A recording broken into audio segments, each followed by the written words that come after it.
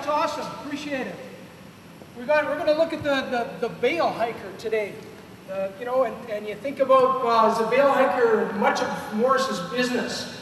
Well, it accounts for probably 10 or 15% of our business, so it's pretty significant. You know, it's a great diversification for us. There's times of the year when our production isn't as busy, like April, middle of April when we finish up our seeding equipment, then we get into, you know, we've got a bit of a lull before the orders start to come in. You know, do we build more seeding equipment now? The great thing about the Bale product is that's when we get into the bale handling equipment. Our production staff keeps busy. We can keep our staff going. We don't have to think about, you know, what do we do with our people now and so on. So it works. It's worked really well for us. You know, we got a good on Mr. Morris back in 1977 is when he introduced or developed the hay hiker. Been a great product for us. Been awesome. And then in 2003, Casey had the foresight to buy a company in the U.S. called ProAg. And ProAg is a big square bale handling piece of equipment. We've got 3 models in that range. And it's been awesome for us in the U.S. It's really well known down there. It's a great brand. And it's worked really, really well. I've got Miss Lisa Gaskin with me today to help with the Bale hiker. Lisa and her husband Kevin and 4 children live in Billings, Montana. And Lisa came with us with the ProAg line. And Lisa's got a huge amount of passion for the bale handling industry. And, you know, you think about, is it really that big? Well, in the Pacific Northwest, we have dealers that are just hay handling or bale handling product dealers. They don't have seeding lines.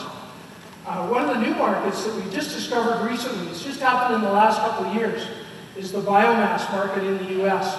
And I'm going to ask Lisa to talk about that a bit, because it's just kind of come on in the last couple of years.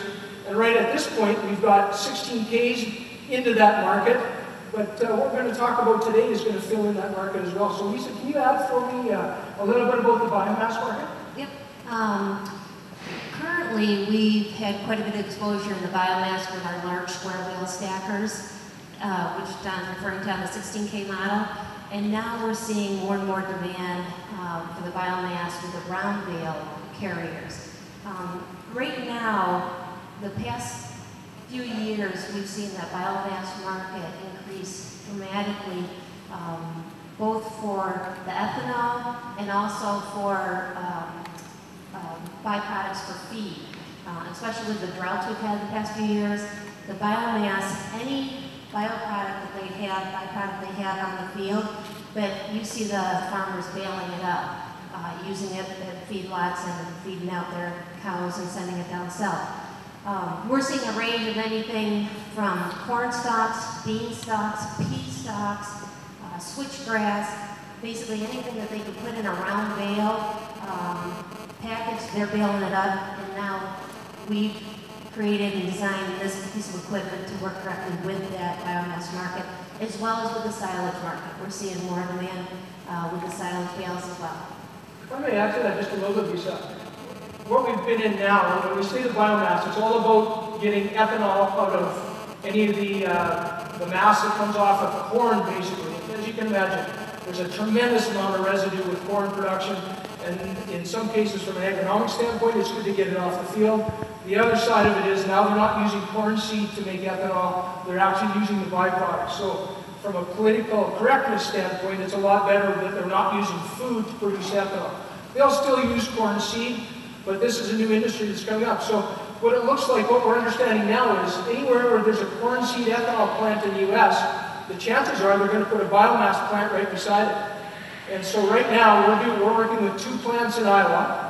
And Lisa, if I'm not talking out of school, but DuPont in basically Ames, Iowa, how many 16Ks do we have there now? This year we're going into, we'll have 19 units down at the plant in Ames, Nevada, Iowa. We also currently have an extremely large operator in the Northwest that does a lot of custom work around the whole U.S. He is running 28 of our largest 16K model. And that's handling basically 8 1-tons or 12 3x4s per load. So that's the biggest unit we've got out there.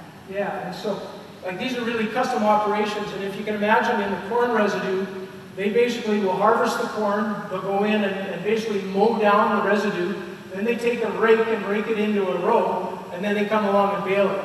And so you can imagine how much dirt and crap you get in that. So it's hard on the balers, and it's hard on our picking equipment as well. And that's really the basis, and some of the basis, silage was part of it, but some of the basis of the new bale hiker was to handle that dirt and the weight and the crap that comes when we're picking up these biomass bins. So, Lisa, if you want to talk about the bale hiker, that'd be great. Yep, and as well as the, we're seeing more and more custom operations coming into play. That as a farmer, the smaller operations are no longer able to keep up with it. So the custom guys are now coming in and picking up a lot of the smaller farms, bales. And so the demands for a heavier unit, as well as round balers, are putting out a much denser, heavier bale, that we decided to come out with this machine here. This unit here is going to basically pick up any type of round bale that a baler can put out if it's in net wrap or twine. This unit is 42 feet long. It weighs 10,500 pounds. When the rails are in, it's 9 feet 10 inches wide, and when the rails are out, it's 12 feet 8 inches wide. It has a payload capacity of 33,600 pounds. So you're able to pick up 12 5 or 6 foot bales, 2 bales wide by 6 bales long, weighing up to 2,800 pounds per bale. Or you can do 16 4-foot bales, 2 bales wide by 8 bales long, weighing up to 2,100 pounds each. Some of the features on this unit, we have the 8 high flotation tires with a double acting walking beam axle, and this is a nice feature because it keeps the unit on the ground at all times. The tires are always on the ground, so you're never, when you've got pivots or you've got high ground, that unit is going to be walking through that extremely smooth. It helps take the stress off of the machine itself, as well as with the operator. He's able to go at a little bit higher speeds with that. With this unit, we recommend about 185 horsepower tractor with 2 remotes. You're running everything off of the 2 remotes. We do say, depending on your demographics, whether you're going to need a mid-frame or a large frame tractor. You'll just, they'll figure that one out. We saw on that one, we have seen some specs from competitors with different bale haulers, and they'll say you can put an 85 horse tractor or a 90 horse tractor on that. And we really don't get that. I mean, that's nice that you can use a smaller tractor, but we're concerned about the weight, pushing the tractor around. We've seen that happen in the field. So we are talking bigger horsepower here to be able to handle the type of product we're doing. Right, and the safety. I mean, we want to make sure that the guys that are running it don't put themselves in jeopardy. And so we state, basically, we're covering everybody on this. And so we are putting a higher horsepower on that, higher unit, or heavier unit. And that's running everything at the optimum performance too, because we want to be able to have the best benefits out of the machine. Some of the features on this unit, I'm just going to run through here. We've got a adjustable bull pole hitch on it. Can they get a light? Can you see this? Okay. We've got a reinforced truss frame, a heavy-duty adjustable bale fork on it. The nice thing with this bale fork is it has bale turners on both the inside fork and the outside fork, so you're able to go into that bale in any direction. So it doesn't slow you down, you're going to be able to turn it. And this is a nice option for the operator because he doesn't have to worry about moving around that bale. He can hit it with the inside or the outside of the fork and turn it. When he loads that bale, it's going to come up and it's going to go to the far side. You're always on the go with this unit, so you never have to stop. He's dropping that loader down, going into that second bale. When he gets that second bale loaded on, we've got a single row push bar or a double row push bar option. So this is a nice benefit on this one. That's one reason that we did this was for the silage guys, so then if they wanted to unload a single row into a bagger, that they can activate the single row at a time, or a lot of the smaller farms don't have the space, so they want to have a single row along the edge of the field instead of the double row. It's a quick feature, so you can engage the single or the double on it. The nice thing with this as well is it has a double 80 chain that is running the single row push bar, and the chain is underneath the bed of the unit. So that protects it from the dirt getting into it, so it makes it a lot more reliable. On the end of each of the single row push bars, we have a hydraulic motor, and it has a built-in pressure relief valve as well. Again, it's another reliability issue, or makes it a lot more reliable having that pressure relief valve in there.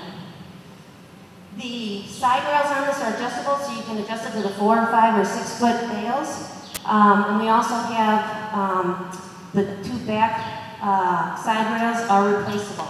So if guys do back into anything or damage it, it's easy to pop them off, and it's reversible either side, that you can have a spare on there and it doesn't shut you down at all.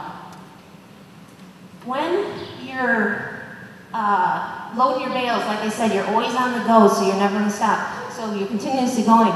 Once you have a full load on here, there's a bale indicator in the back of this unit that's going to indicate when you've got the back bales there, and a pop up in the front here so the operator's not dumping anything off the back. When you're ready to unload the bales, you're going to back up into your unloading spot or the side of the field. And this is very similar to the 1400 and the 900 bale hiker, where the front of the loader or the bed's going to raise up, and the push bars are going to push those bales back off the unit. On the back here, we have a bale divider, and it's an adjustable 12-position bale divider, so you can space your rows whatever distance that you want. It's a real simple adjustment on it.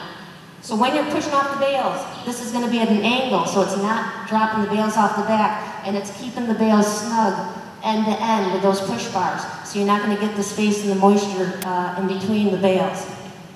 Once you have them unloaded, you're going to drop the loader or the bed back down and head back to the field. I think you've done well, Lisa.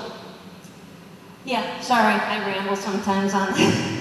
No, that's good. But it's, we haven't seen a bale that we can't pick up yet with this. As long as it's in net wrap or twine, you're going to be able to pick up the bale with this. It's extremely smooth on the net wrap as well.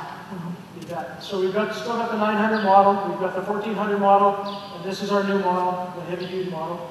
And we're looking forward to it. We're looking forward to it. Anybody that's in silage up here, biomass market, whatever the case may be, we can pick any bale. So it's a good machine. Okay, thanks, James. We're on.